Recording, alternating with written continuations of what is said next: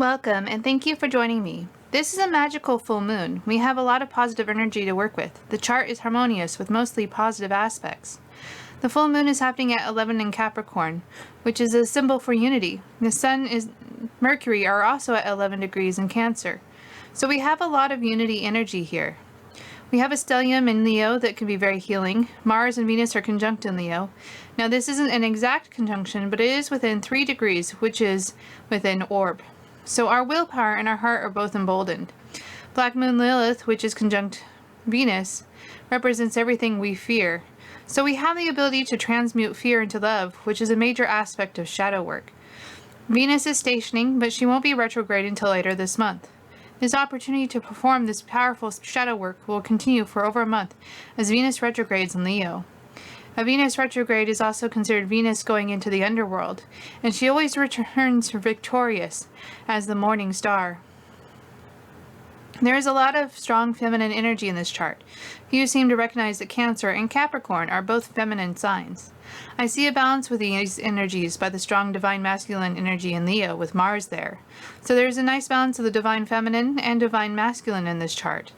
Uranus is in square to this newly healed trio. The disruptions in the material world is what drove this newly forged harmonious relationship between Mars, Venus, and Black Moon Lilith. The Sun and Moon are being sextiled and trined by the two messengers of the Creator, Jupiter and Saturn. With the Sun conjunct Mercury, we again have the symbolism of this new state of consciousness. This is the realization of the Great Conjunction of 2020. Chiron in Aries is squaring the Sun, Moon, and Mercury as though challenge them to approve of this transmutation of fear. At the same time that he is in support of trine to Mars and Venus, adding to the collective healing. Finally, we have that harmonious energy of the farthest planets that defines the energy of this year, Pluto sextiling Neptune. However, Pluto is square the North Node. Our focus on what is ending is preventing us from perceiving our destiny. Now, I know that there is a lot of fear in this chart as we have Uranus square Venus and Mars. Mars in Uranus is associated with unexpected frustrations. However, as this aspect ties in with the shadow work aspect of this full moon, breakdowns often lead to breakthrough. For those of us who do not live in fear, this full moon is a wonderful opportunity for growth and development. There is the hint of healing the energy of 2020 because of the sextile to the Sun and Moon by Saturn and Jupiter. Again, some might point to this in fear, but if you see what happened as bringing out into the open people's fears so that they could make choices, they could learn from it, was an opportunity for personal growth. So too, that energy seems to be wrapped up within this full moon. Perhaps, as I cover in my blog written a year ago, this full moon signals that a collective mass has been awakened by the events of 2020, and we will look back at this month as the moment where we really see things start to change in radical, unpredictable ways, thanks to Uranus, because humanity starts to behave differently.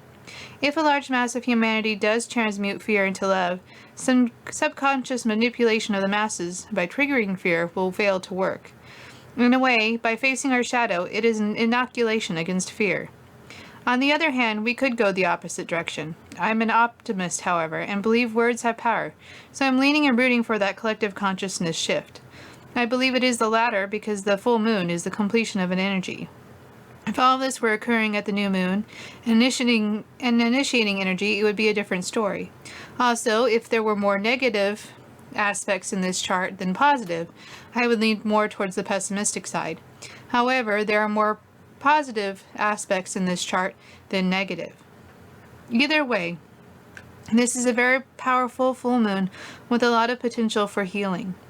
This is a great time to sit and meditate on the things that have happened in the last few years and what has occurred since that Saturn and Jupiter conjunction of 2020. So I hope you take this opportunity to meditate. I've decided not to include a sound meditation this month simply because I'm behind on time, but hopefully you take the time to do so on your own. And I may make a short for everyone, but it really depends on if I have the time for it or not. So I hope you enjoyed this video. Thank you for watching, and bye for now.